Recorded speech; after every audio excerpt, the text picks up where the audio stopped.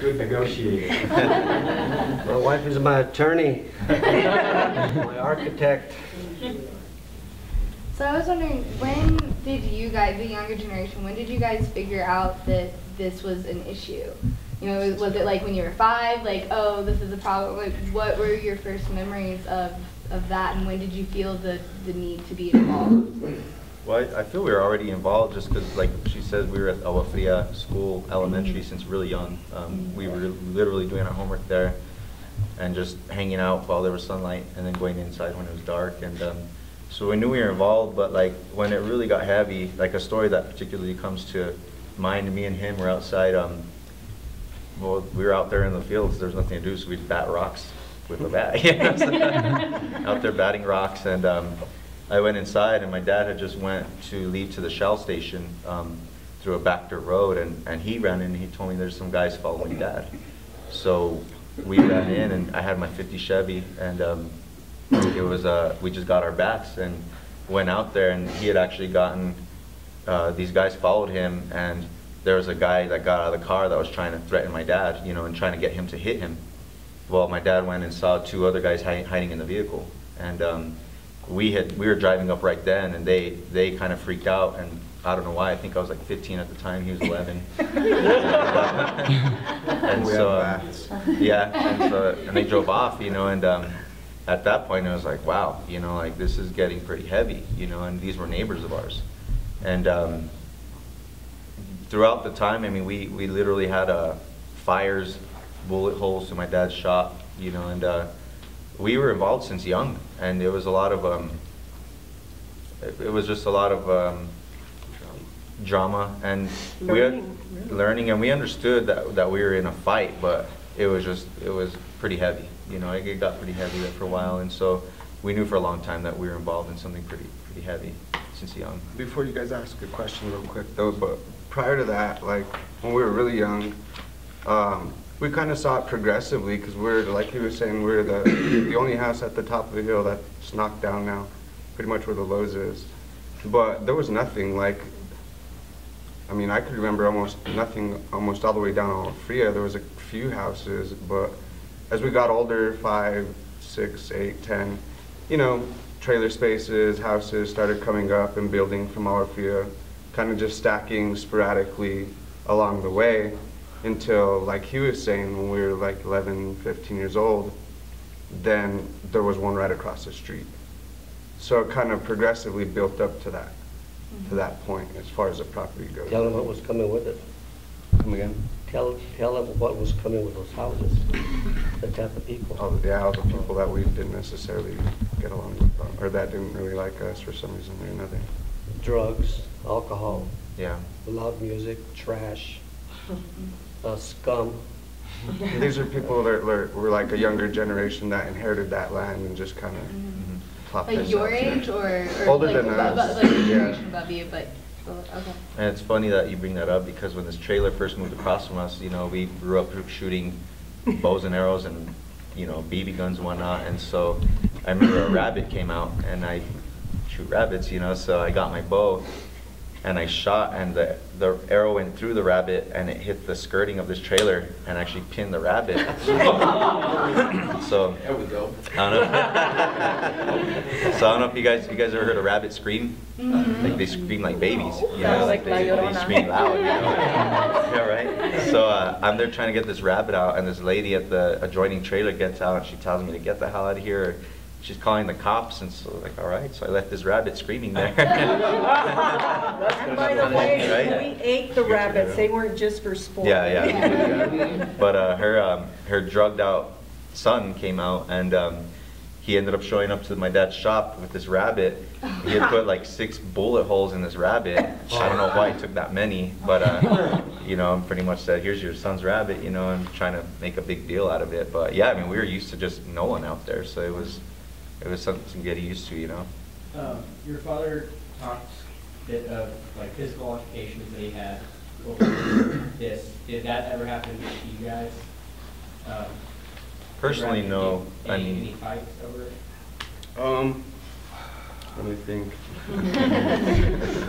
I mean, they were older than us. I mean, when I was like in high school, maybe like a sophomore in high school, I had a really loud, they had loud music and like drug parties all the time. Well, I got in high school a truck with the even louder stereo in my truck, so I used to just park in my yard and whatever, if I was cleaning my dog's cage or just hanging out with friends, I'd open my doors on my truck and just blast the music and make the neighbors just as happy as they made us. And one of them came out one time and he was like, you know, we can squash everything right now and just come here and shake my hand. And I'm like 15, 16 years old. And this guy's like 30 or 32. And I'm like, that sounds a little bit fishy, you know. We've never liked this guy. He's always started trouble. Now he wants to shake my hand just this once and squash everything. So once again, I just pulled out a bat and told him to get the hell off my property. So it didn't really physically have an altercation, but there always seemed to be a bat lying around. But they're all older than us. I mean, older than me and him. You know, there's 30, 35-year-old dudes picking on kids, really.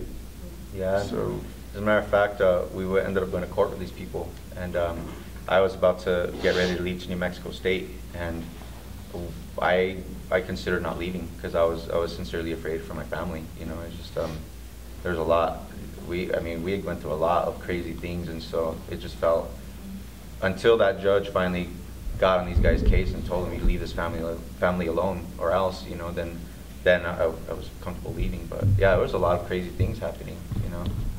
Was there ever a point within like your own age range that there was a division, you know, between friends that you'd grown up with? Because I know it's all about, you know, these families feuding, so I'm wondering if at a certain point, someone that you've been friends with your whole life, if you found that you disagreed on anything major. I don't think they understood to the level of, you know, and I don't think they carried the same baggage, at least me personally. I don't know if you experienced any of that, but, you know, I felt it was more the adults than what it was amongst the children. And there wasn't kids your age?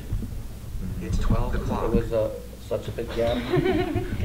And in fact, Raymond had a very good friend that he used to go bow hunting with that they separated ways because of he was against incorporation and THC, but not. And again, he was against it just because he didn't understand it?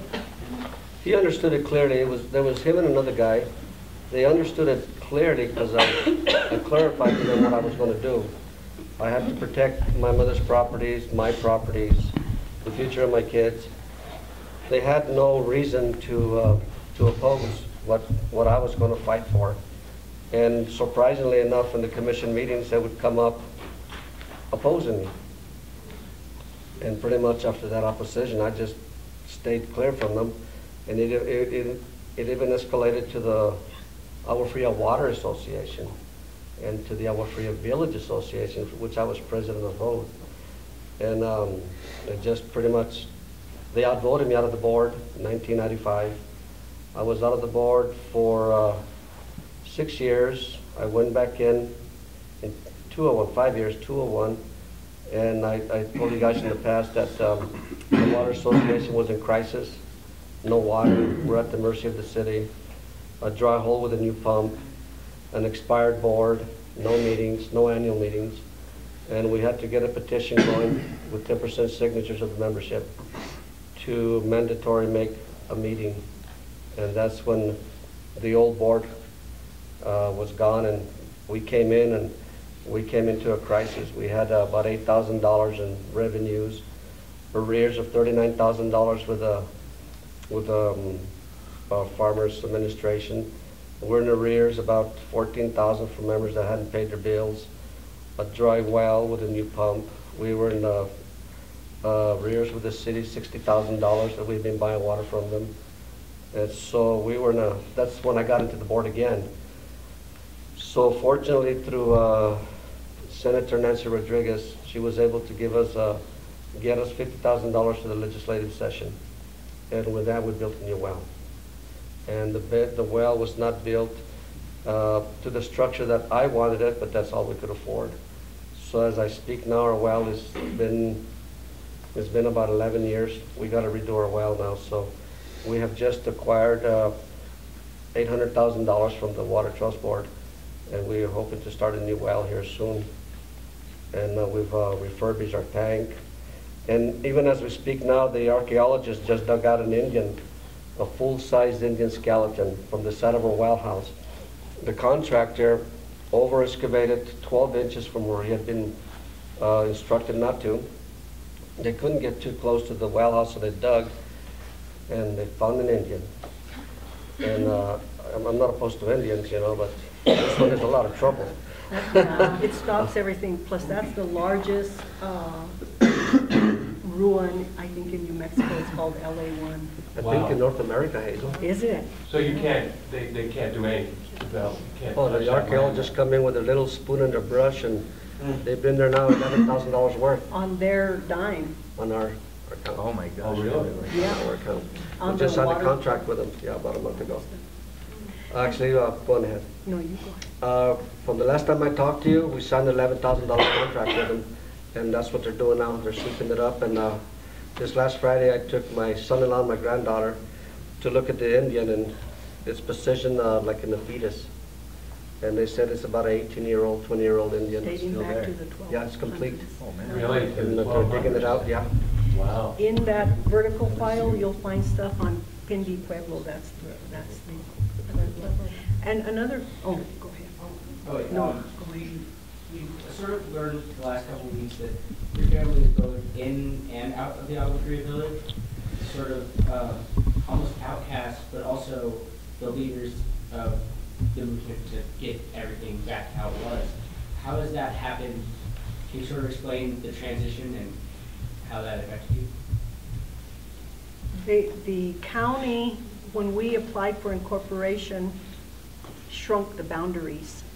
So it left everything north of Rufina in the traditional historic community, and everything outside of, on the south side of Rufina, outside of the boundaries, which was our home. And I truly believe the county did that for development purposes.